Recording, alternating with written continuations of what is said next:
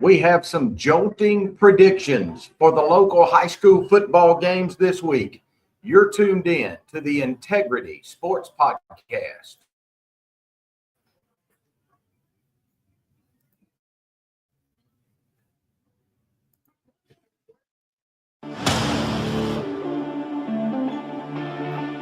Welcome to the Integrity Sports Podcast, covering local sports in the Southwest Georgia area, creating content that is factual, positive, and informative, promoting efforts by athletes, coaches, sports administrators, and sports. Welcome back. We've already got some technical difficulties tonight, Scott. Hello, welcome to the Integrity Sports Podcast. I'm Tim Estes. I'm your host. Always joined by my good friend Scott Westbrook. We are live at the Roman Oven Pizza, and there's a huge crowd here tonight. It is Georgia Southwestern's day of giving. Come on out and enjoy some pizza, some pasta with, and give Georgia Southwestern State University. We've also Southland softball. A lot of those folks are here, so it's a fun night so far. 5th and 6th grade football, I believe, has been dribbling in also after a lightning delay that's kind of slowed them down a little bit. Our show is brought to you each week by the Harper's Tree and Stump Removal. If you have any tree trimming, tree removal, or stump removal needs, Harper's Tree and Stump Removal has you covered. Call at 229-314-2048 or at 229-938-2412. Harper's Tree and Stump Removal is the proud premier sponsor.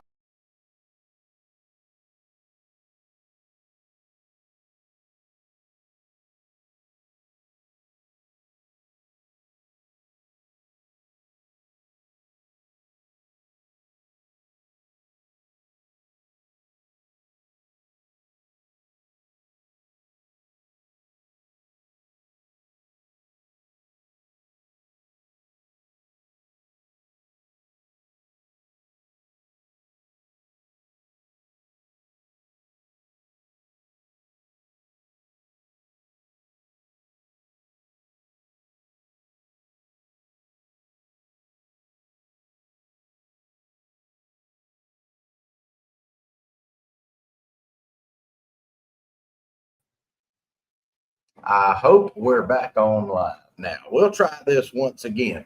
We are entering week 6 of the high school football season. That's the midway point. And we're starting to know a little more about these teams. Scott, I've got brag. In our prediction segment at the end, I am now 13-1. You're catching me. I think you've won 10 so far this year. So we're doing a pretty good job of projecting the winners toward the end of our show. But we do know a good bit about our teams. And the question now becomes, how do they finish? You know, and we're, like you said, in the middle of the season. And just like the middle innings of a baseball game, sometimes some people get into some bad habits. It's easy to get kids motivated in the beginning of the season, and it's easier to get them motivated in the end of the season, especially if they're playing for some playoff seeds. But in the middle season, sometimes some kids will take some plays off and get a little bit lackadaisical. Apathy comes in. We're hoping that that's not the case with our local teams here in the middle of the season. They don't get some middle season distractions or middle season, just where they're not quite as motivated are at the beginning and the end. Scott, before we get into the meat of our show tonight, I wanted to say hello to some of our new fans. They're watching on YouTube tonight. I've just returned from the National Recreation and Park Association conference down in Orlando, and last night had a good meeting with a husband and wife team of playground owners, Mitch and Christine Winchester. They're from Intermountain Playgrounds out of the Boise, Idaho area. And their marketing associate, Miss Abby Quintero, was with them. And they're watching us tonight during a layover at Chicago's O'Hare Airport. And they are new YouTube subscribers to the Integrity Sports Podcast. So we're glad to have you guys with us. And listen, Tim, yes. Did you meet anybody from Pawnee, Indiana while you were I there? have not. You haven't? I would actually look for that. If I'm going to National Parks and Recreation, I'm looking to meet somebody from Pawnee, Indiana. That's where I'm to. That or equal to either one. If you're from Pawnee, Indiana, reach out to us. But listen, if you're watching tonight, no matter what platform you're watching on, whether that's Facebook, YouTube, LinkedIn, Vimeo, Twitter, whatever you're on. OnlyFans. Oh, yeah, we're not going to go that route, are we? So do this for me. Go to our YouTube page, Integrity Sports Podcast, and hit the subscribe button. Scott, we're going to get started tonight with Sly County.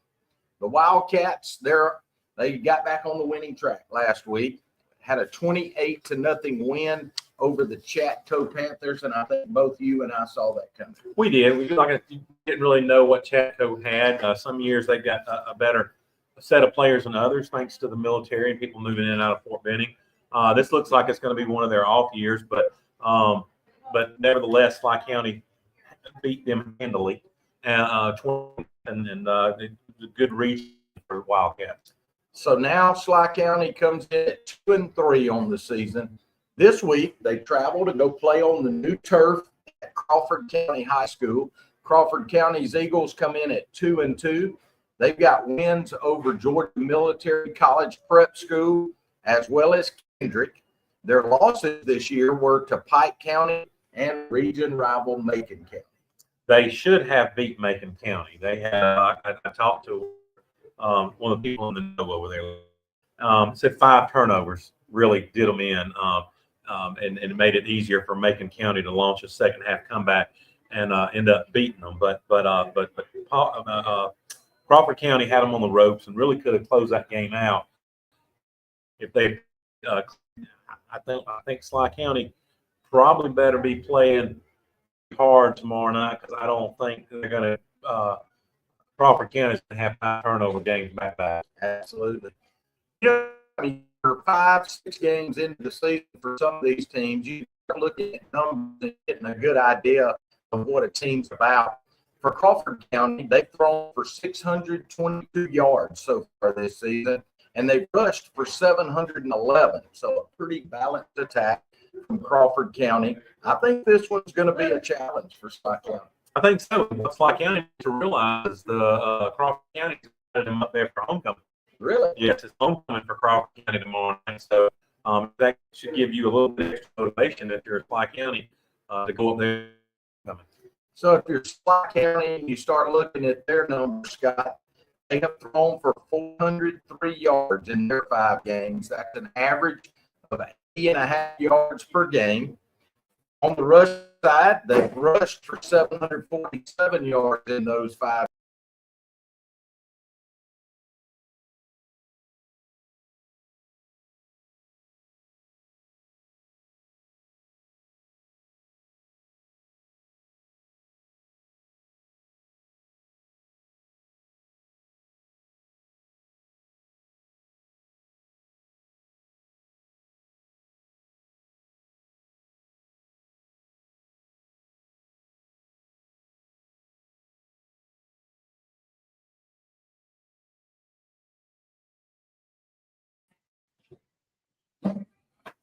There we go. More technical difficulties.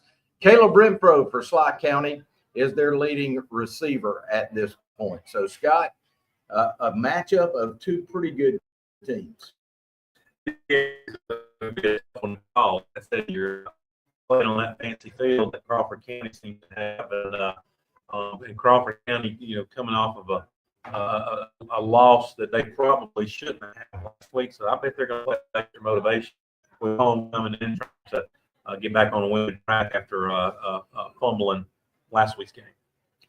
Our show is brought to you each week by several sponsors. One of those is Carter's Fried Chicken. They're located at 206 Tripp Street in Americus. Owner Mike Shadows and his staff have been feeding Southwest Georgia for more than 30 years. They offer daily lunch specials featuring baked or fried chicken, vegetables, and always excellent dessert. And they do it all at an affordable price. Carter's Fried Chicken is a supporter of all of our local area schools.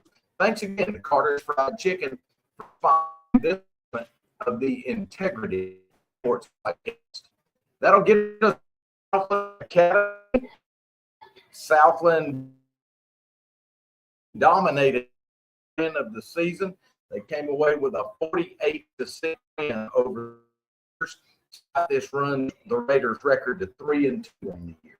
The Raiders Southland's playing some great football right now. They're doing really well.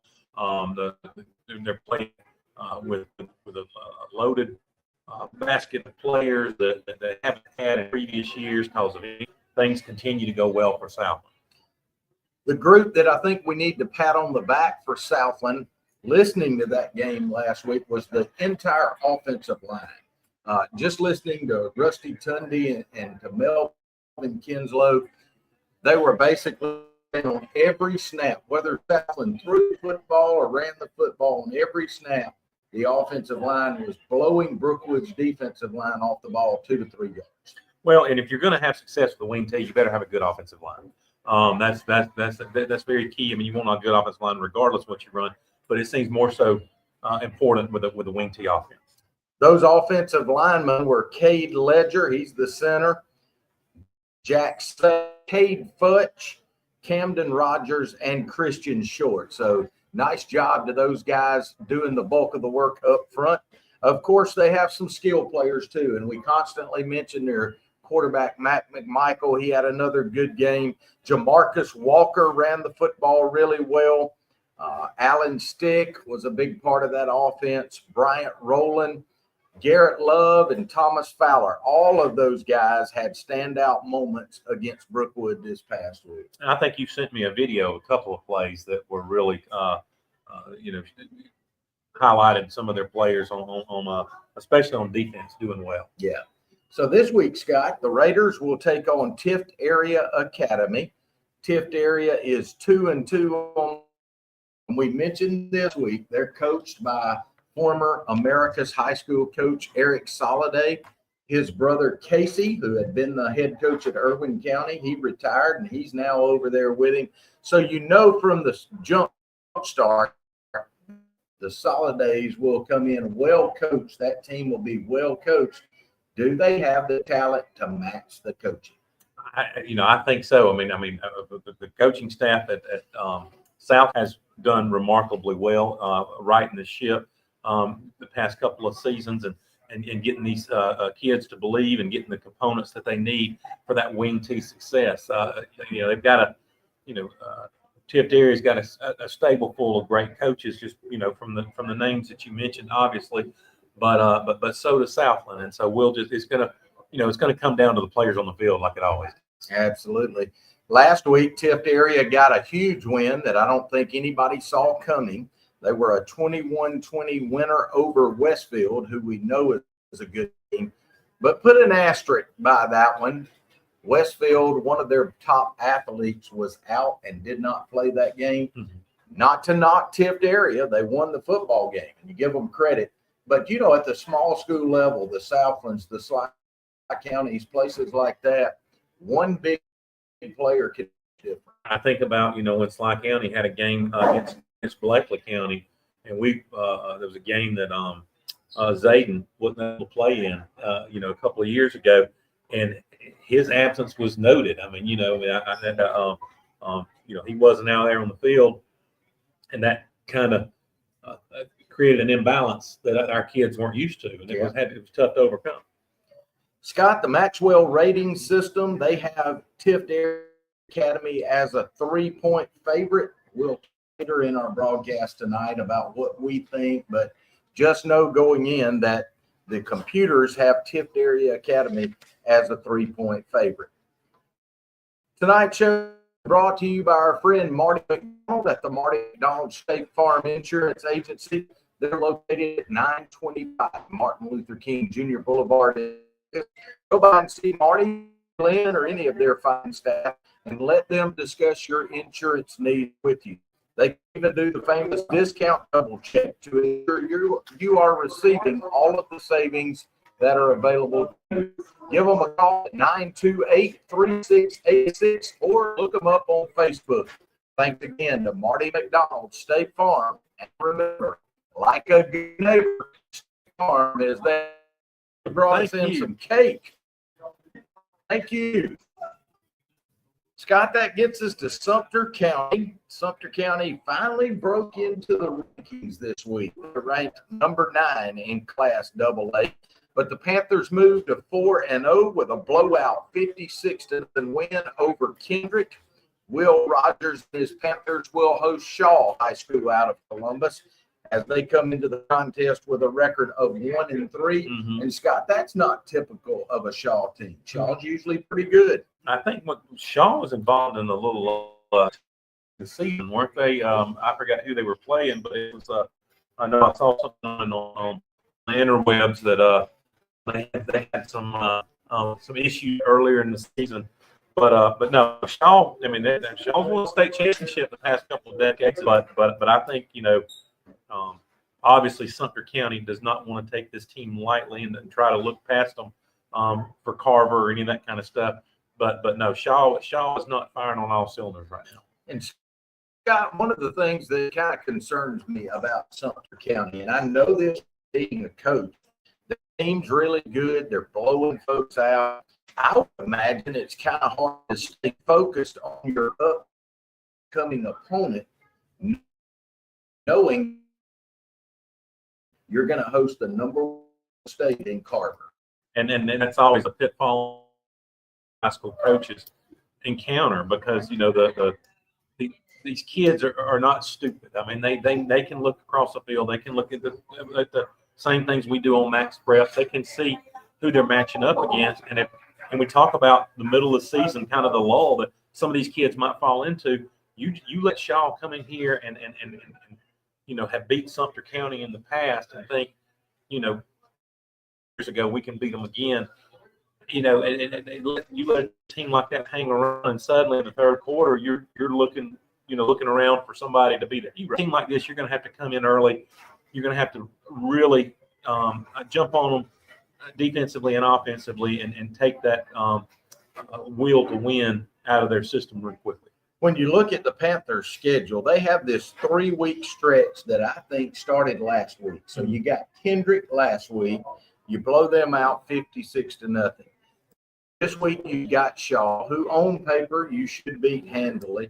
Next week you've got an 0-4 team coming in. I think is that Jordan coming in to play. So you got 3 weeks here where the Panthers can do some things that they really want to work on. They can build some depth, some younger talent, getting some playing time. So I think Coach Will Rogers has that 3-game stretch there where he can really be creative. You can, and more importantly, not put your key players at risk. When you can sit here and almost treat some of these games like a game or a scrimmage and put your starters in for 2 or 3 series, get a 21, 28-point lead, then maybe start subbing a little bit and, making sure nobody gets. The Panther defense again last week in the shutout of the Cherokees here. Listen to this, Scott. The Cherokees of Kendrick, they only rushed for a total of 18 yards on the ground. Of course, a lot of tackles for loss went into those figures, and they only passed for 28 yards. So you and I talked last week about this Panther defense, and they didn't let up. No, and it reminds you a lot of the stories that you used to hear about the old America's high school defenses in the 70s and things like that. They were just lights out, and that's so key. That's a key component to a championship team. Scott, as you look at Maxwell's rating system on this game, they've got Sumter County a 34-point favorite over Shaw. Yeah, if I was playing a trifecta, I would take that one. So now you know what's happening with our 3 local area teams. We'll go to a few of our outlying games, and here's something I want to talk about. Lee County. Lee County, we called this one last week. They lost to Colquitt County. Yeah. But Lee County had something really odd to happen this week. Their office is supposed to be the North Florida Educational Institute. I did not know anything about who that was. They have forfeited to Lee County. They're not coming to play on Friday. So I just Googled today, North Florida Education Institute. They are a 1A private school with about 400 students, and they forfeited this game that was scheduled to be tomorrow night against Lee County at Lee County. I don't know the details to that. I don't know if Lee County gets any kind of monetary payment because they're not coming. Because you think about it, like I would guess Lee County has a full crowd in most football games, and that's probably a $30,000 or $40,000 loss at the game. It is, but the problem with that is, I mean, really, when you schedule this, this had to factor into being a possibility. Yeah. I mean, truly, let's live in the world of reality here. Whoever North Florida Educational Institute, when they scheduled it, it's doubtful they did a whole lot of research on Lee County. Right. And probably the coaches got some film at North Florida Educational Institute and watched it and said, I ain't bringing our kids up there. They probably, I'm just guessing what they may have 20, 30 kids on their roster. You know, I mean, the reality is, come on, Lee County, schedule IMG. Yeah. If you want to schedule a team from Florida, schedule IMG. If you really want to make a big old gate, then that's what you're going to want to do. Yeah. You know? You know what, Scott? In baseball and in soccer and in basketball, when you play somebody that's superior to you, you might get beat really bad. Mm-hmm. You do that in football and you get hurt. Oh, yeah. Yeah. And so I'm sure that probably factored into the decision by the North Florida Education Institute. So Lee County, we're going to go with them. They're going to win this one by a forfeit, and I guess that's a 7-0 score. Yep. Taylor County is 2-2 now. They play host to Marion County, who comes into this game winless at 0-4. Maxwell Rating Systems has Taylor County as a 17-point favorite. What do you think about that? I think Taylor County will win by however many points they want to win by. Leland Holder is doing phenomenal. Chan Lumpkin, receiver, doing phenomenal. He's a Tulane commit. They've got a running back at Taylor County whose name escapes me right now, but he got an offer from Florida Atlantic. So, I mean, Taylor County is stacking up some D1 players up there for this season. And I think they will, they're the team. I know that you and I were speaking before the show tonight. That really, maybe no team has really stood out yet. That maybe going to be the one that's going to win the region. But I think Taylor County's in the driver's seat right now. I think you're right. I'll talk a little more about Holder. He's a young kid, probably a sophomore. Is that Junior. right? He's a junior. Mm-hmm. Not much playing time, so he's had a few games now to get that feeling under his belt. The last 2 weeks, he's really performed well. I've seen some video of just some phenomenal poise in the pocket, firing downfield, putting it in his playmaker's hands, and just sitting back and racking up those yards after catch. And there was a couple. I mean, there was just one of the videos I was watching that I saw on Facebook was just a post pattern that would run in Leland. I mean, the receiver got some separation. Leland put it right in his breadbasket, and 6 points easily. So we're going to go with Taylor County, both of us, to win over Marion. Marion really struggling this year. Yeah, they are. They've Marion County, I think, may have some talent coming up through the pipeline, but they're struggling right. That'll take us over to Crisp County. Crisp County picked up their first win of the season last week with a 66-38 victory over Darty County. They'll travel. It doesn't get any easier. Justin Newman, the new coach over at Crisp County, they travel to Swainsboro this week. Swainsboro comes in at 5-0, and Georgia High School Sports Daily has Swainsboro as a 15-point favorite. I think that's doing them some good. I think so. I think that Swainsboro, you could take that point spread and add a few more to it if you wanted to. So we're going to go with Swainsboro on that. Hey, speaking of Crisp, I'm going to do something we haven't done in a while, but the Crisp County FFA is doing their mattress sale. It's a fundraiser for their FFA. It'll be held on Sunday, November the 2nd in the Crisp County High School Gymnasium. They'll have mattresses for sale, twin size for as low as $199, full size as low as $249, queen sizes from $299, and then king sizes from $399. If you'd like to know more about this mattress sale, you can text Crisp FFA to 737-200-5500. $59.23. Again, it's the Crisp County FFA mattress sale. If you want more information, text Crisp FFA to 737-200-5923. Tim, do they take trade-ins on used mattresses?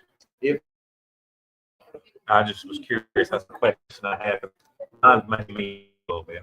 I'll be Eric Dixon is the FFA director over at Chris. No, Eric, reach out to him and he can give you some more information. Scott, Macon County, they're 1-4. They travel to Chatco this week. Chatco comes in at 1-3, and I think Macon County picks up their second win of the season. The Bulldogs are listed as an 11 favorite. That's going to be an interesting one. I think that, Macon County may pick up, but they struggle with Crawford County. Yeah. See, I'm going to go with Macon County too, just because of the history and just because the matchup with Taylor. And had against Chatco last week, but it wouldn't surprise me if this time next week that Chatco slipped up and beat Macon County. Who are you going with? I'm going to go with Macon County. Okay, I'm going to go with Macon County as well. Terrell Academy. I had somebody reach out to me last week and say, hey, we watch your show every week.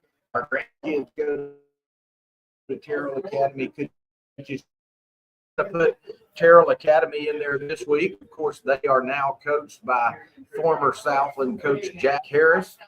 Terrell Academy's 3-1, having a pretty good season, but this week they host Deerfield Windsor. That's GIAA Class AAA's #1 team. They are 4-0. Maxwell Rating Systems has Deerfield Windsor as a 26-point favorite. I'm going to think that Terrell County's going to wish you had started on them next week. Yeah, you may be right. I'm going to go with Deerfield Windsor in that one as well. All right, so it comes prediction time for our 3 teams that we focus on each week. We're going to start with Schley County as they travel to Roberta to take on Crawford County. What do you think, Scott? I'm going to go with Schley County, just because I think Schley County is coming off of a win. Crawford County is coming off of a disappointing loss. I think that Crawford County is going to try to play inspired football, but 5 turnovers. That's tough. That's tough to bounce back from. I too am going to go with Schley County. In my gut, when I looked at numbers, I think Crawford County on paper may have an advantage, but I think Schley County is starting to turn the corner. And when you look at what Crawford's done, they've really competed with everybody they played with in the first half, and then they've fallen off in the second half. So I think it's going to be close early, and I think Schley County, under the excellent coaching of Darren Alford, will find a way to win it in the end. All right, Scott. So both of us picking Schley County. Here's a big one. Southland Academy hosts Tift Area Academy. Maxwell Ratings has Tift Area as a 3-point favorite. This is going to be honest. Say this. I'm surprised they don't have Tift Area as a larger point favorite. I'm surprised because of against Westbrook and stuff like that, and but also after what I just said, I'm going to go with South. I've talked to enough people who have reported, fans said that this team is steadily getting better each and every week, and that's what you want to see. So there's your prediction. Scott goes with Southland Academy. I too am going to go with Southland Academy, and Scott, very much for the same reasons you mentioned. I think this team gotten better and better each week, just like they did last year.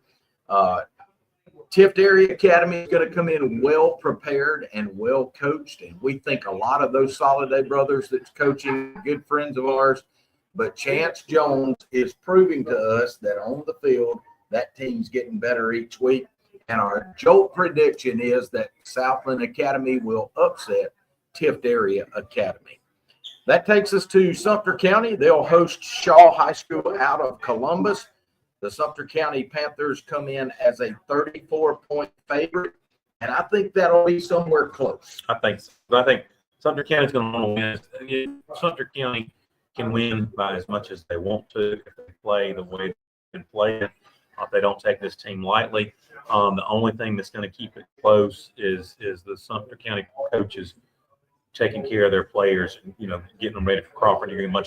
If you're a fan of one of the younger players on the team, you may want to go to tomorrow night's game for sure because you may see them play.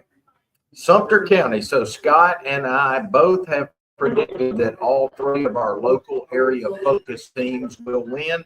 Sly County, Southland Academy, and Sumter County. We hope you'll go out and support your local high school team this week. Sly County travels to Roberta. That kickoff is at 7:30. If you can't make it to the game, it will be on radio on 94.7. Southland Academy hosting Tift area. That's at Harvey Simpson Stadium on the campus of Southland Academy. Kickoff is at 7:30. And then Sumter County over at Finkley Robinson Field, Alton Shell Stadium, also a 7:30 kickoff. Scott, we've got just a few more moments left, and we started something in week 1 called Words of Wisdom. What is your word of wisdom this week? My word of wisdom is finite. Means that this, especially for the seniors, you've only got a few more games, barring the playoffs and all that. But here you are in the middle of the game, middle of the season, and this is, like I said earlier, it's like the middle innings of a baseball game. That's when sometimes championships are won, the game is won, the middle of the season. It's easy to get distracted. It's easy to not necessarily give the same effort that you were given a couple of weeks ago at the beginning of the season.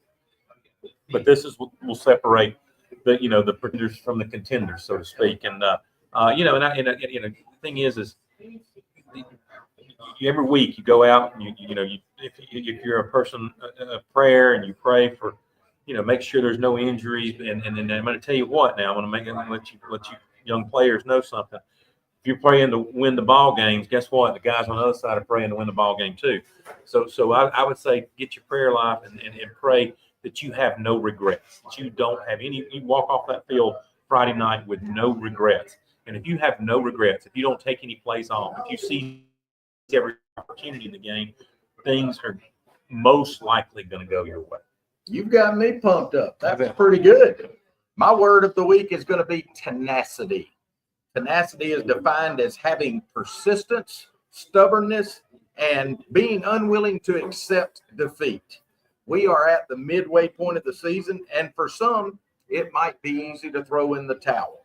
Right now, all three of our local area teams are playoff eligible, and they need to have the tenacity to finish the drill. And we want to see all three local area teams play in the playoffs this year. So have some tenacity. Go out and support your local high school football team. We want to remind you that we'll be here again next Thursday night at the Roman Oven Pizzeria. We go on at 7:15. We usually get here about 6 o'clock and try to eat with the crowd that's here. Thanks again to our sponsors, Harper's Tree and Stump Removal, Carter's Fried Chicken, and Mark McDonald State Farm Insurance. For my friend, Scott Westbrook, I'm Tim Estes. Thanks for watching. So long, everybody.